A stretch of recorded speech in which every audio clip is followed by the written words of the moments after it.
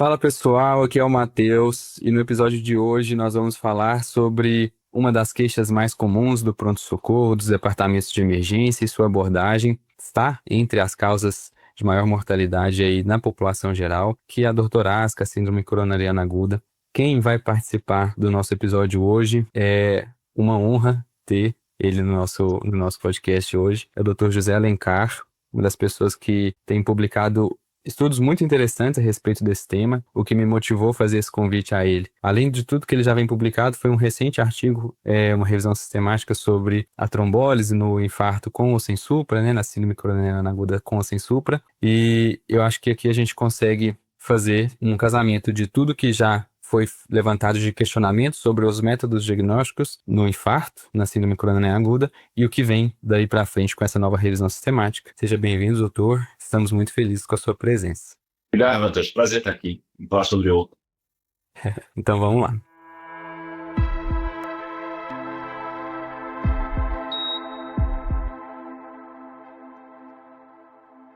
Bom, doutor, para começar, eu queria que o senhor comentasse um pouco com a gente sobre a leitura crítica da evidência científica e como essa temática, né, essa temática de epidemiologia clínica, de medicina baseada em evidência, surgiu na sua formação e como que ela te levou ao insight, né, ao entendimento de que algo estava errado, no entendimento de que o supra e o sem supra não fosse a melhor forma de fazer a diferenciação diagnóstica para representar a oclusão coronariana aguda.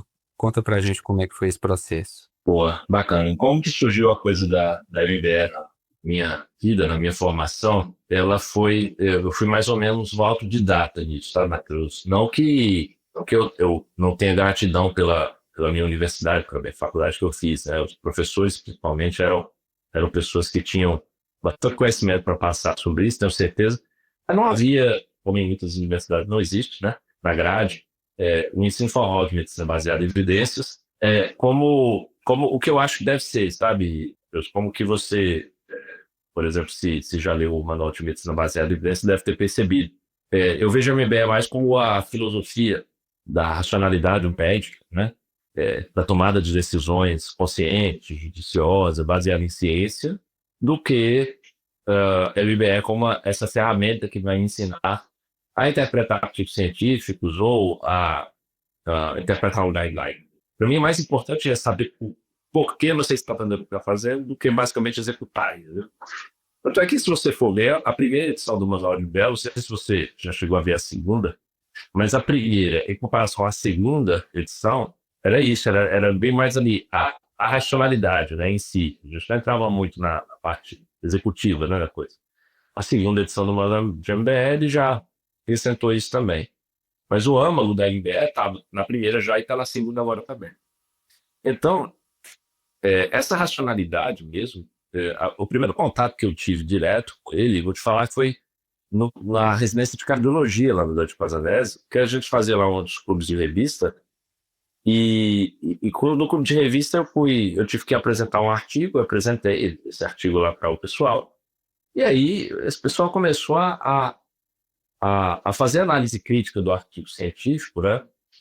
Análise que era muito importante para o estágio que eu estava passando naquela época, eu estava passando na hemodinâmica, e, bom, é um local, você sabe muito bem, é um local que vai falar dos stents, qual é o stent mais indicado para aquilo, e tem que antiagregar duplamente, ou só com um antiagregante. Agora, mais recentemente, o que faz com o anticoagulante, né? Então, assim, a discussão era, esses pacientes desse estudo são os pacientes do Dante Casanelli? Vamos ver quantos pacientes chagágicos, por exemplo, tinha esse estudo. Quase nenhum. Puxa, então já não parece com o nosso. Então começou aí esse meu interesse, né? E a partir daí eu fui autodidata. Eu comecei a estudar mais, a pesquisar mais. E eu acho que na minha cabeça, Matheus, sempre funcionou dessa maneira, entendeu? Eu acho que eu só me encontrei ali no Dante, mas eu sempre pensei dessa maneira, entendeu? Eu só vi que as pessoas faziam assim também, né? Aquele desconforto que eu tinha quando eu estava estudando alguma coisa, hoje eu penso que talvez o desconforto não era porque eu não era capaz de aprender aquilo, mas sim porque não fazia sentido para mim. E você sabe bem também, o que não faz sentido a gente não decora, não aprende, né, não fixa. Então foi basicamente isso. Aí eu fui, na pandemia, eu fui convidado a escrever o Manual de MBE primeira edição, né? Que foi um livro que fez bastante sucesso, ainda bem, né? Foi um best-seller, concorreu ao prêmio Jabuti. E depois também surgiu a pretensão, né, o convite também da mesma editora, a Sanar. Inicialmente eu publicava com a Sanar lá no começo, aliás, eu agradeço muito também, porque nessa vida de publicações, as editoras mais tradicionais, elas não abrem espaço para autores que não têm nenhuma experiência, né? E naquela época era isso, né? Então a Sanar abriu as portas e eu fui publicar o manual e o tratado no GCG. E aí foi que eu comecei a revisar uma coisa que não fazia sentido para mim, entendeu? A primeira coisa que não fazia sentido para mim era de onde vem esse supra, por que ele existe. Então, eu passei por um estágio de elétron no Dante Cassanese, as pessoas não foram. A explicação não foi suficiente para me ensinar isso. E eu próprio também fui estudar Brown, né, os livros clássicos, textos, e eu li a explicação, não faz sentido isso daqui, né? E esse não fazer sentido também, e quando eu fui começar a pesquisar e debruçar sobre o assunto, aí eu percebi por que não faz sentido, porque ele não é o único achado para a oclusão coronária aguda, né? Ele depende de uma fisiopatologia bem específica para acontecer, que é diferente da fisiopatologia da oclusão coronária aguda. A oclusão coronária aguda pode ou não levar a esse outro mecanismo fisiopatológico que gera rios. E aí pronto, aí eu comecei a ter o acesso a principalmente um autor lá fora, que é o Stephen Smith, né? E que já há muitos anos já escreveu sobre isso, né? Há muitos anos ele já é incomodado, né? Com como é que nomearam essa doença com supra ou sem supra, se o supra não é um sinal tão bom assim, né? E aí o tratado de ECG veio com o primeiro material em língua portuguesa a desafiar o supra. Então, se você tiver alguém aí que está ouvindo de ver o tratado de ECG, desde aquela época lá, o tratado já vai fazer 5 anos já. Desde aquela época, o tratado já tratava isso como oclusão coronária aguda e já alertava ao leitor: peraí, ó, não é bem assim, muitos pacientes não têm supra, quantos não têm? Não sabíamos, né? Na escrita do tratado não sabíamos. Como ninguém se incomodava com isso, Matheus, também ninguém pesquisava. Uhum. Então, quantos pacientes não têm supra? Não sei. O tratado até trazia um número, mas eu próprio, no tratado escrevi, ó, esse número aqui vem de um estudo que precisa de estudo melhor para isso. E aí, pronto, a gente começou a pesquisar a respeito, fazer pesquisas originais para tentar cobrir esses gaps de evidência, né, que existiam sobre o tema, e aí a coisa deslanchou. Uhum, muito legal. E aí, já entrando, né, nesse cenário do Okanoka, né? Primeiro, para a gente falar disso, do paradigma Okanoka, a gente precisa estar dentro de um contexto, né? Normalmente é um contexto de dor torácica ou equivalente, mais comumente dor torácica, e tanto é que um documento, aí eu não sei se foi o primeiro, mas talvez um dos primeiros, que não redigido pelo senhor e pela sua equipe, um dos primeiros a tratar sobre isso foi o mais recente guideline de dor torácica, que começou a abordar um pouco sobre Okanoka. Então, fica claro, né, que se o guideline de dor torácica trata disso, é no contexto de dor torácica que a gente tem que pensar sobre isso. E de qual forma o senhor gostaria de trazer para quem está ouvindo o nosso episódio hoje, como o Supra se posiciona nesse contexto do paradigma e como a gente deve entender proporções, né? E aqui já pensando, aqui no podcast a gente trabalha muito, fala de probabilidades, então entendendo que o paciente com dor torácica, com aqueles fatores de risco, né, vai ter uma probabilidade pré-teste, e aí a gente vai ter o supra com a sua sensibilidade e especificidade. De certa forma, um número de falsos negativos vai acontecer, né, a partir do momento que a gente for falar de sensibilidade e especificidade, e como a gente deve encarar essa variável, né, esse número de falsos negativos, para a partir daí buscar, né, os outros fenótipos eletrocardiográficos que podem representar o Okanoka. Como que você orientaria o ouvinte para fazer essa abordagem? Porque imagino que a maioria das pessoas ainda vai partir. O paciente com dor torácica, a primeira coisa que vai buscar é o supra de ST. Não havendo, aí a gente tem que voltar atrás, dar um passo, respirar, procurar as outras apresentações possíveis e entender como que é a probabilidade desse achado falso, né, a ausência do supra de ST deve nos direcionar. Ótimo, perfeito. Eu acho assim, para quem por acaso está ouvindo isso pela primeira vez, né, a oclusão coronária aguda, esse termo que a gente trouxe, né, aqui para o Brasil, a portuguesou lá dos Estados Unidos, lá se chama OMI, né, Occlusion Myocardial Infarction. Aqui no Brasil seria infarto por OPA, infarto por oclusão coronária aguda. Né? O grande problema aqui é, eu nunca ouvi falar sobre isso. Então, nem todo mundo que está com essa oclusão e que está sofrendo infarto, essa oclusão vai ter o supra. Essas pessoas que não têm o supra, como a diretriz atual, internacional, de síndrome coronária aguda, americana, europeia, quando eu falo internacional, assim, as nações, chama-se doença de infarto com supra ou sem supra. Quando você não tem supra, então você também não tem a doença. Você tem a outra, sem supra. Só que tem muita gente que está lá no sem supra e que tem a oclusão pulmonar aguda e é tão doente quanto. Pra vocês terem ideia, essas pessoas têm uma mortalidade em alguns estudos que chega a ser maior do que a mortalidade que você se tem supra. Não todos os pacientes sem supra, tá? Entenda isso. Os pacientes sem supra são variados, né? São desde pessoas que não têm nada, tem aquele infarto que a gente chama lá no plant, de infarto tabajara, até o paciente que está ocluído e não tinha supra. Então, como é muito variável, a mortalidade do grupo inteiro é baixa. Mas quando você pega a mortalidade do grupo, do subgrupo, apenas pacientes que estavam ocluídos e que não tinham supra, e, portanto, não foram tratados a contento, essa mortalidade chega a ser mais alta do que o paciente com supra. Por quê? Porque ele tem a mesmíssima doença e não foi tratado. Essa é a gravidade. Pra vocês terem ideia, ninguém acabou indo aqui, 57% dos pacientes que têm oclusão coronária aguda não tem supra. A maioria dos pacientes não tem supra. Os pacientes que possuem a doença. Se a gente pega numa enfermaria, a qualquer momento, né? Isso porque eu estou falando que tem meta-análise sobre isso, e a meta-análise é bem ampla, né? Ela pegou pacientes de todo tipo, de vários países. Então, se você pegar, provavelmente, sua enfermaria, qualquer estado do Brasil agora, e calcular quantos pacientes tem lá internados por infarto sem supra, 1/3 deles terá uma oclusão coronária aguda que não foi tratada e foi mal classificada como non-stable. Olha o problema que a gente tem na noção.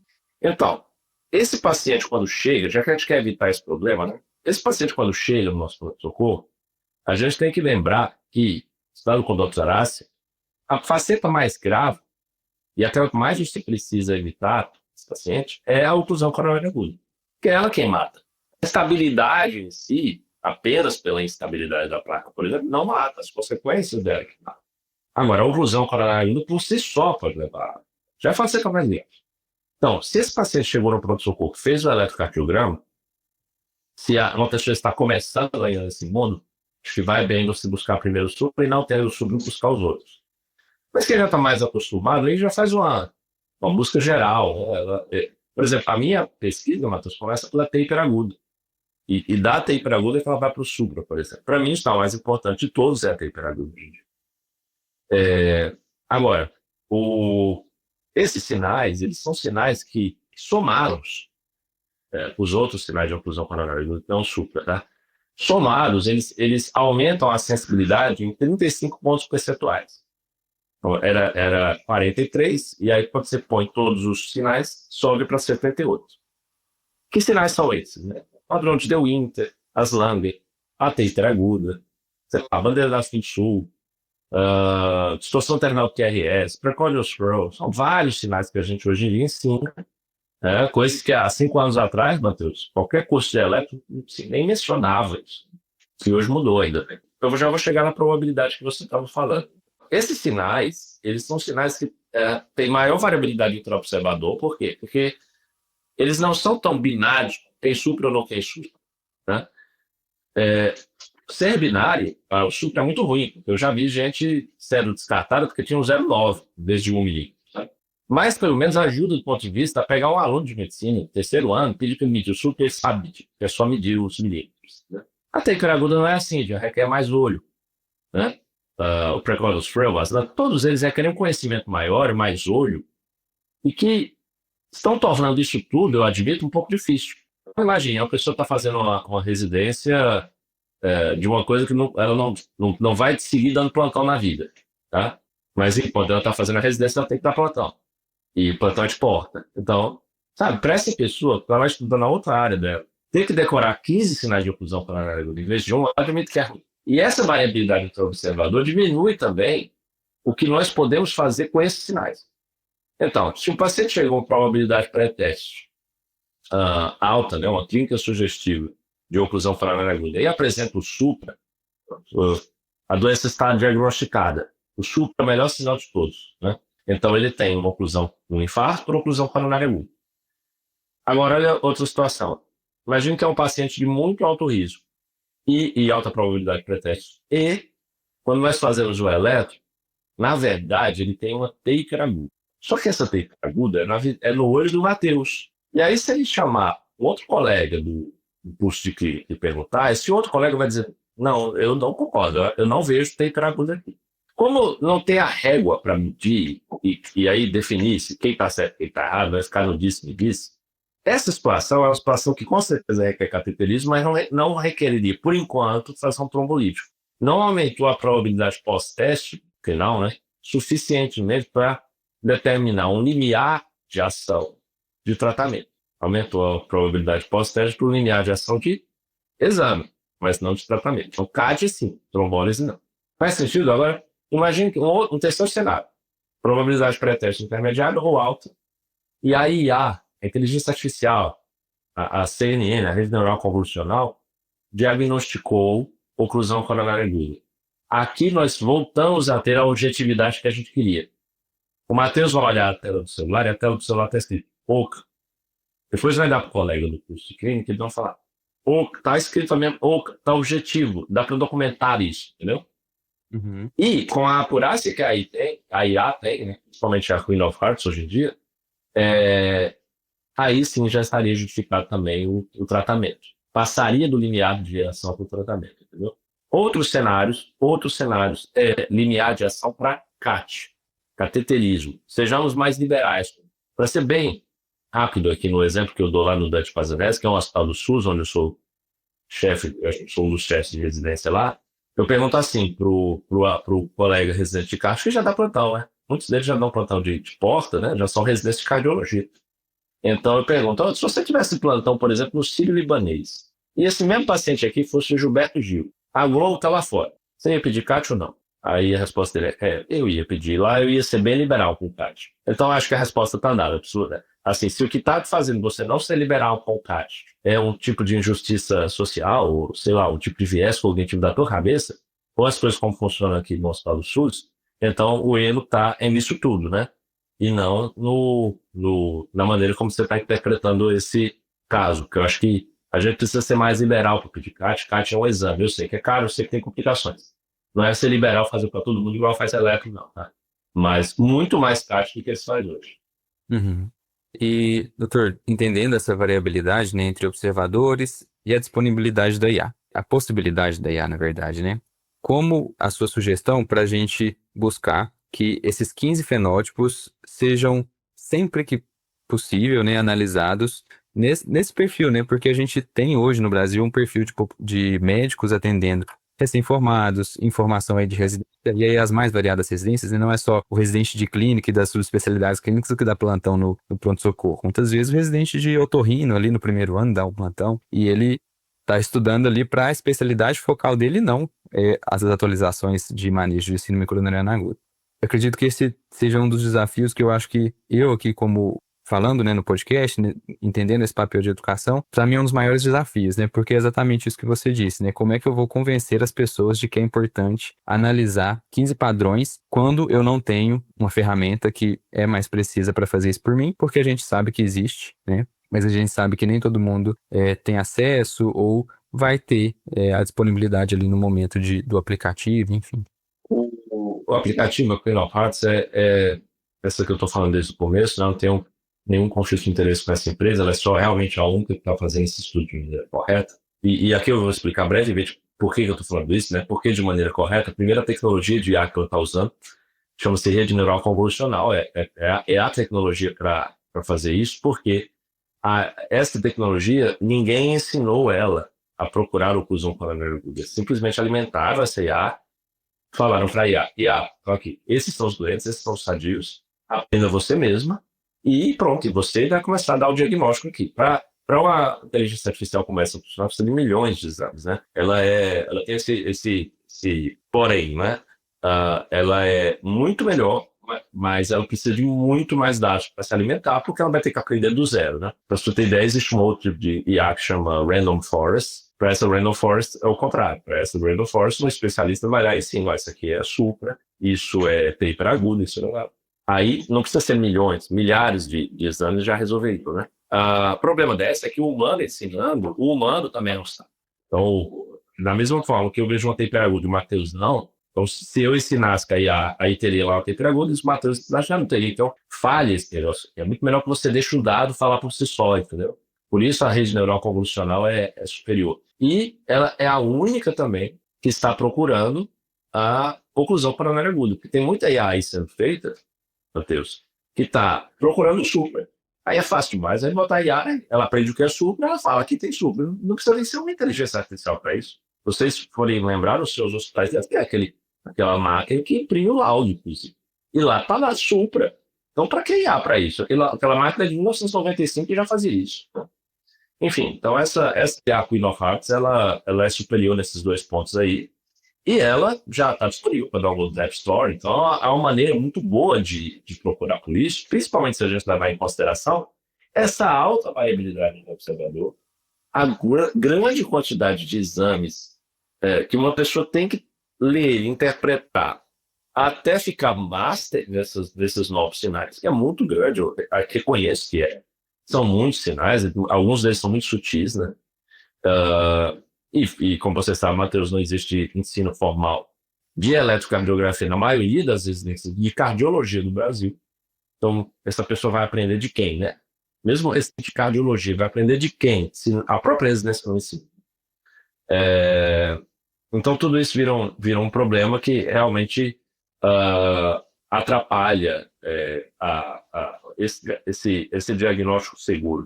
Só que para isso tudo existe uma solução, né? E a solução é, infelizmente, ou felizmente, esse é um diagnóstico que a IA vai ter que dar assim, muito futuramente, muito em breve.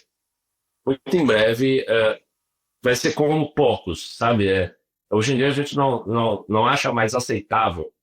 Na verdade, dói só de olhar ou de ouvir uma pessoa falar que está pegando um acesso central sem poucos. Então, isso assim, dói ouvir isso, né? Claro que em algumas situações ainda existe, né? O Brasil é um país muito desigual.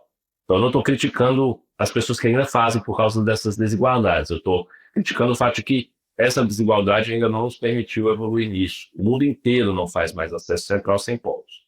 Então, vai chegar uma época que, da mesma maneira, vai ser, assim, doer nos olhos para a pessoa olhar o eletro. Com o intuito de diagnosticar a oclusão coronária aguda, e faço por ela, sem estar munido de uma inteligência artificial do tipo CNN, rede neural convolucional, treinada com milhões de elétrons. Aí pode ser a Queen of Hearts ou qualquer uma outra que apareça, dessa assinatura, dessa característica, e dar o diagnóstico. Então, o futuro bem próximo é isso aí. Entendi. E aí, partindo agora pro que vem, né, em seguida, né? Se a gente entende que, aí entrando já na revisão sistemática recentemente publicada, né? A gente entende que temos um grupo que pode ser até de 57% de pacientes que tem a oclusão coronariana aguda, mas não é diagnosticado através do supra de ST, é muito provável, é muito possível que esses pacientes se beneficiem das terapias de reperfusão e que isso não esteja demonstrado e que eles não estejam recebendo essa terapia, como o senhor já mencionou, aproximadamente 1/3 desses pacientes. A gente começa, né, a vislumbrar pelo estudo, e aí já trazendo essa revisão, né, mostrando que é possível, sim, que esses pacientes sem supra de ST possam se beneficiar de uma terapia de reperfusão. No caso da revisão foi a terapia trombolítica, né, e chocante que foi apenas um ajuste metodológico, né, na seleção dos artigos que fez o resultado ser diferente, né? Comenta um pouco para a gente sobre essa revisão e o que o senhor pensa que aí, quais são os próximos passos em pesquisa para a gente conseguir entender como indicar as terapias para esse perfil de paciente que está fora dessa classificação do supra de ST. Ótimo, Matheus. Esse é um assunto que é muito importante a gente conversar, porque o que acontece? Só fazendo uma contextualização para quem está nos ouvindo. Uma das principais objeções que eu ouço quando eu estou falando sobre oclusão coronária aguda e por que tem que mudar de infarto com supra para UCA, né, é a de que os estudos de trombólise só mostraram benefício com a supra. Né? Essa é uma objeção muito, muito comum. Ela não fazia um sentido de cara já, porque o grupo sem supra, como eu já falei, é um grupo variado. Então é óbvio que no grupo sem supra, como existe gente ali no meio que tem inclusive infartos tabajaras, né, é óbvio que o benefício será diminuído entre eles, é óbvio. Então, sabe, assim, não precisa nem mostrar isso em números, é apenas simples, né? Mas, ainda assim, o que a gente fez?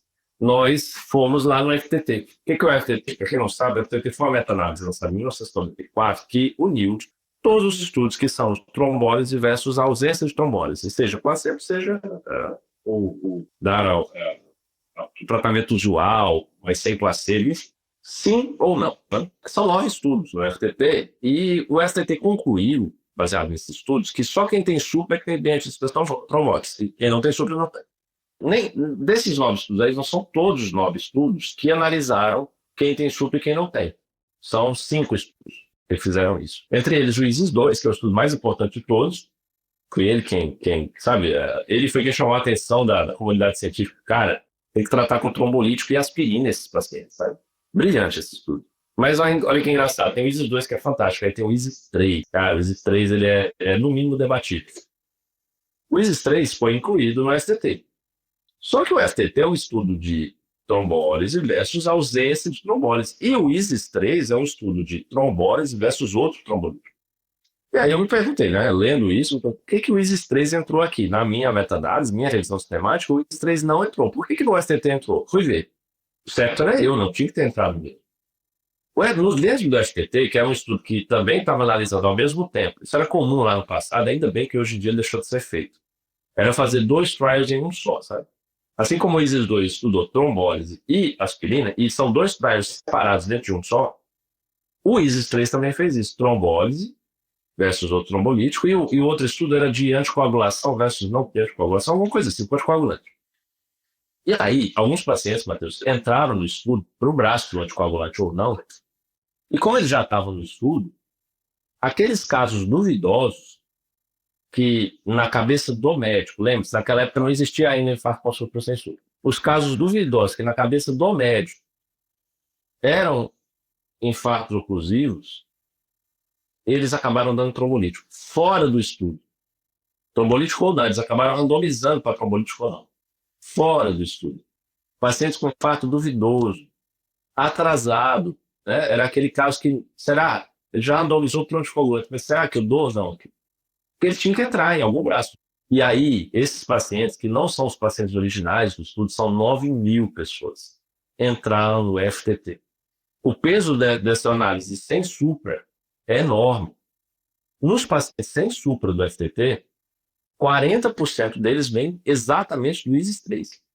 Exatamente desse grupo aí, que eu falei, desses 9.000 pessoas. E aí, eles não tinham que ter entrado. Isso foi um estudo que não era um estudo, na verdade. Foi ali pelo menos, é porque ele entrar no braço do anticoagulante que fizeram isso. Eu tiro, portanto, o ISIS-3 e passo o meu resultado. O resultado é que trombólise é benéfico mesmo sem supra. Esse poderia ter sido o resultado do FTP lá em 1994. E aí eu peço que quem está me ouvindo agora imagine como seria o mundo hoje, se esse tivesse sido o resultado do FTP. Né? Será que no ano 2000 já seria infarto com supra?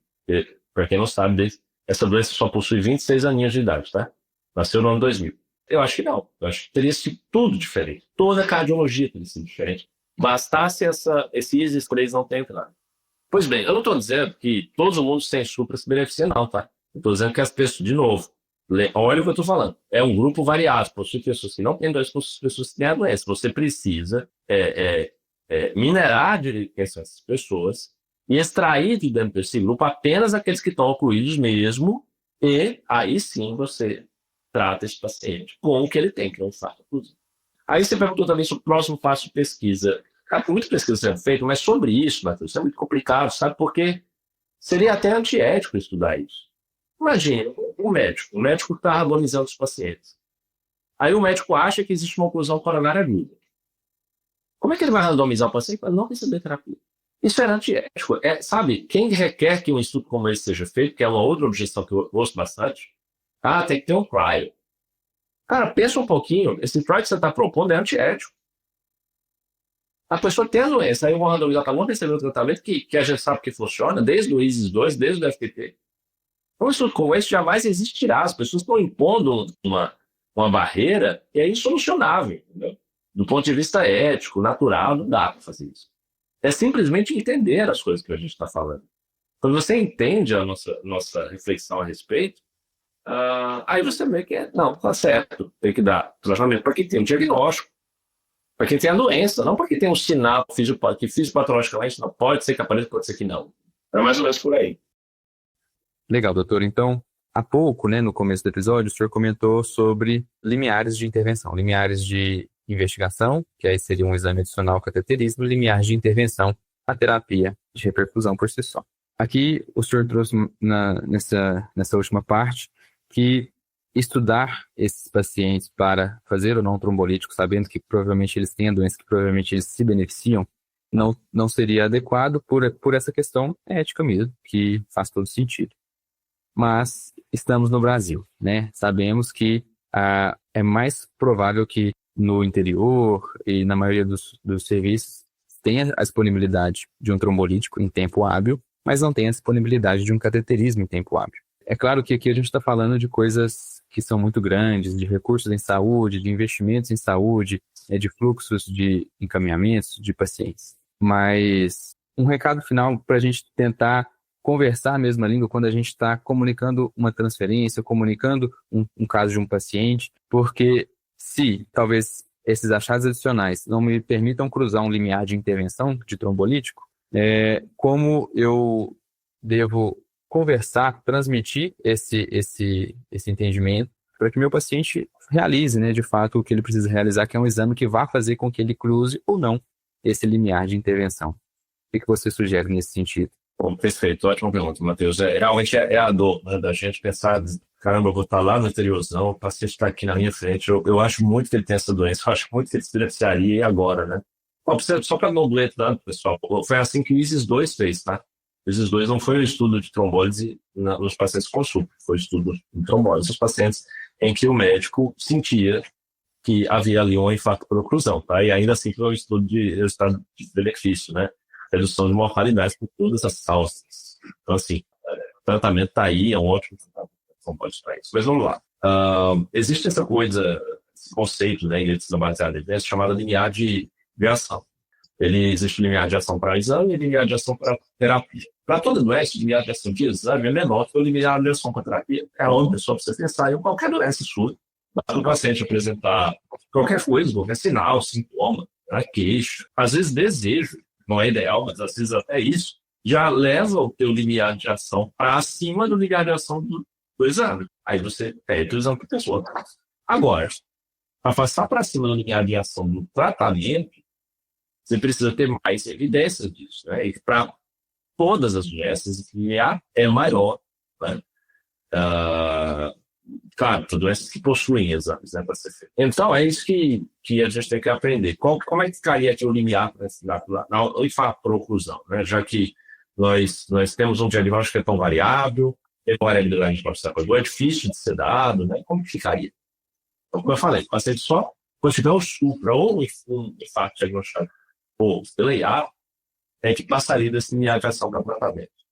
Aí, para tratamento com trombose. E o Matheus está preocupado, muito bem preocupado, que, beleza, mas essa pessoa que a gente acha muito, mas ela não ultrapassou esse limiar, está acima apenas do limiar do CAD. E eu não tenho CAD. Faço o quê? E agora, né?